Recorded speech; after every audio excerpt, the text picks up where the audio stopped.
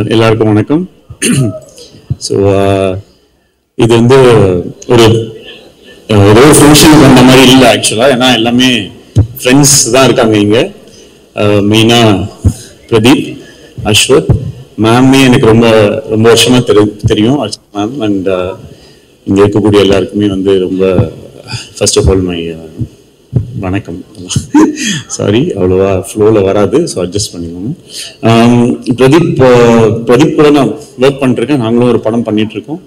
So நான் முதல்ல முன்னாடியே இந்த ஷார்ட் ஃபிலிம் இந்த மாதிரி டைம்ஸ்லேயே வந்து பார்த்துருக்கேன் நிறையா.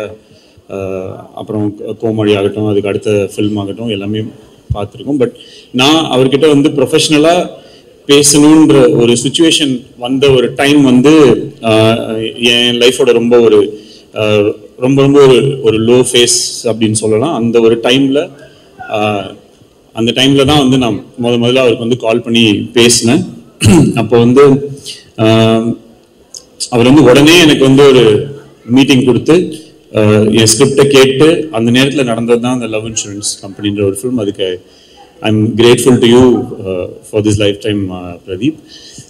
சில ஹீரோஸ் வந்து எப்பயுமே பார்த்தீங்கன்னா இப்போ ஆக்டர்ஸ் இருப்பாங்க, ஸ்டார்ஸ் இருப்பாங்க. இப்போ ஆக்டர்ஸ் அப்படின்னும் போது எப்படின்னா அவங்க நல்லா நடிப்பாங்க, அவங்கள நம்ம ஸ்க்ரீனில் பார்த்து பயங்கரமாக என்ஜாய் பண்ணுவோம். அவங்க அதுக்கப்புறம் என்னென்ன மாதிரி கேரக்டர்ஸ் பண்ணுறாங்க, அவங்க என்ன மாதிரி கதைகளை தேர்ந்தெடுக்கிறாங்க அப்படின்றத பார்த்து நம்ம அவங்கள ரொம்ப ரசிக்க ஆரம்பிப்போம். பட் ஒரு சைடில் வந்து பார்த்தீங்கன்னா சில பேர் வந்து அவங்க என்ன மாதிரி கேரக்டர்ஸ் பண்றாங்க அப்படின்றது நம்ம பெருசா மைண்ட்ல எடுத்துக்க மாட்டோம். பட் அவங்கள நம்ம ஃபாலோ பண்ணிட்டே வருவோம்.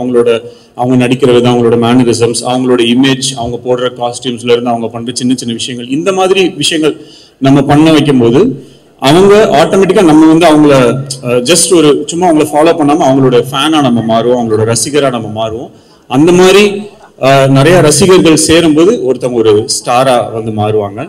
And I sincerely feel that Pradeep is a star material where he will have a lot of fans and lot of fan following for his image, the way he acts, the way he converts a character. அவர் அந்த character எப்படி play பண்றாரோ அதுக்கு ஒரு தனி fan following வரும்.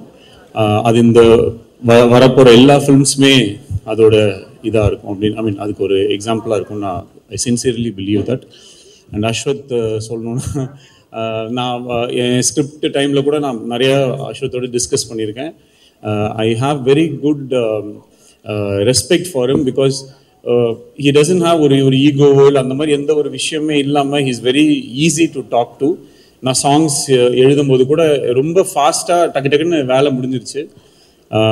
அவரோட அப்படியே ஒரு friendship ஆயிடுச்சு. ஸோ நாங்கள் நார்மலாக ஒர்க் இல்லாத ஒரு டைம்லேயுமே வந்து we use to hang out அந்த மாதிரி ஒரு நிறையா இது. இப்போ இந்த படம் ஹிட் ஆனதுக்கப்புறம் யூரோப் கூப்பிட்டு போகிறேன்னு சொல்லியிருக்காரு. அந்த வழித்துணைய சாங்கில் வர எல்லா மாண்டேஜ் இடத்துக்குமே கூப்பிட்டு போகிறேன்னு ப்ராமிஸ் பண்ணியிருக்காரு. I hope he sticks to the promise.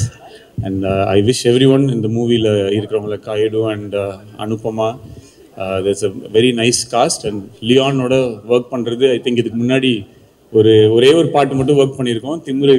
திமிரு காட்டாதுன்னு சொல்லி ஒரு சாங் ஒர்க் பண்ணியிருக்கோம்.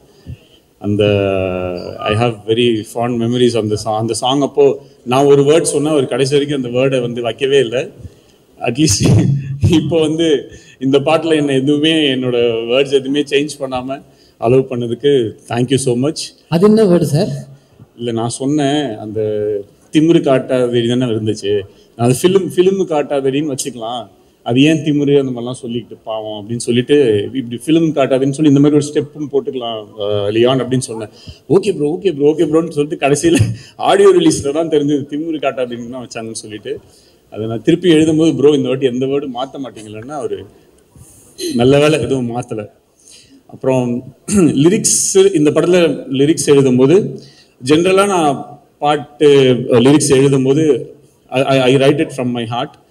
அது ஒரு மேனிஃபெஸ்டேஷன் மாதிரி நான் யோசிப்பேன். சில பாடல்களுக்கு வந்து ரொம்ப will feel very close. For example ஒரு வாட்டி வந்து இது ஒரு இன்சிடென்ட் என்னோட போடா போடி படம் டைமில் அதில் வந்து ஒரு சாங் இருக்கும். அது வந்து ஐயோ மாட்டிக்கிட்டு ஒரு பாட்டு இருக்கும். அந்த பாட்டு வந்து ஷூட்டிங் பண்ணி 1 வருஷம் ஆயிடுச்சு. அந்த படம் ஃபுல்லாமே முடிஞ்சிருச்சு, சாங் மட்டும் இதே பண்ணல. அப்போது சிம்பு சார் ஒரு வாட்டி கூப்பிட்டு, டே விக்கி, நீ இந்த மாதிரி பாட்டு எழுதும்போது வேர்ட்ஸ் எல்லாம் கொஞ்சம் பார்த்து எழுது, மாட்டிக்கிட்டேன்னு நீ வச்சனால பாரு இந்த பாட்டை எடுக்க முடியாம நீ எவ்வளவு நாள் வந்து மாட்டிக்கிட்டு முடிச்சிட்டு இருக்க அப்படின்னு சொன்னாரு. அப்ப அவர் அது ரொம்ப கேஷுவலா தான் சொன்னாரு. சரி, அப்பல இருந்து ஆனா எனக்கு அது ரொம்ப ஒரு இது. ஏன்னா நான் முதல்ல பாட்டு எழுத ஸ்டார்ட் பண்ணும்போதே டேய் நீ நல்லா தான்டா எழுதுற, நீ எழுதுற அப்படின்னு அவர் தான் ஓகே அப்படின்னு சொன்னாரு. அப்போ இந்த ஒரு ஓகே ஒரு மாட்டிக்கிட்டேனேன்னு எழுதியிருக்கோம் கரெக்ட். ஆமால அவன் 1.5 வருஷம் ஆயிடுச்சு இது எடுக்கிறதுன்னு சொல்லி போயிடுச்சு. அதுக்கப்புறம் என் லைஃப்ல எழுதின எல்லா சாங்குக்குமே அந்த லிரிக்ஸ் எழுதும் போது அதுல வந்து ஒரு ஃபீல் கரெக்டா அதுக்குள்ள நம்ம என்ன எழுதுறோம் ஏது எழுதுறோம். இப்ப எல்லாமே இனிமே நல்லாதான் நடக்கும், பட்டாசு கொளுத்தாம வெடிக்கும் எல்லாம் சார். ஓகே, எனக்கு ஒரே டவுட் விக்கி சார், இதெல்லாம் வந்து மாஸ் சாங்ஸ், ஒரு நல்ல பாசிட்டிவான நோட்டு. ஓகே, இந்த காதல் பாட்டு எழுதும் போது அப்படியே உருகிடுறீங்க, எங்களையும் உருக வச்சிடுறீங்க. அதான் everything what ever it is. So ஆக்சுவலா அந்த சாங் இந்த எல்லாமே இனிமே பாட்டு எழுதுறதுக்கு முன்னாடி கையில படமே கிடையாது. அந்த பாட்டு எழுதி முடிச்சதுக்கு அப்புறமேட்டு படம் வந்துருச்சு. ஸோ இந்த மாதிரி தான். அப்படி இருக்கும்போது இப்போ இதுலேயும் வந்து இப்போ இவர் வரும்போது நான் சொன்னேன் தலை இந்த உங்க இது அப்போ ஆடியோ லான்ச்சோ இல்லை ஒரு ப்ரீ ரிலீஸ் ஈவெண்ட் வரும்போது அந்த பாட்டு வரும். அப்போ நீங்க வரும்போது அந்த ஆரம்பிச்ச இடம் தெரியாது அப்படின்னு வரும்.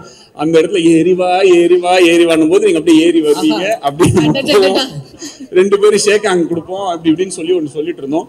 அதை பார்க்கும்போது பயங்கர சந்தோஷமா இருந்துச்சு. ஸோ இந்த லிரிக்ஸ் எழுதுறது ரொம்ப I feel very nice about it. And thanks for constantly giving me opportunities to write these lyrics. ஒரு டைரக்டர் டு டைரக்டர் சம்டைம்ஸ் அது நடக்காது.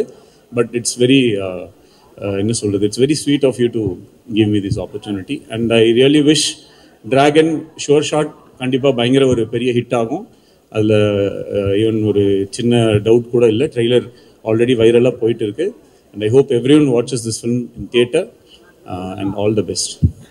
Okay. Thank you so much. So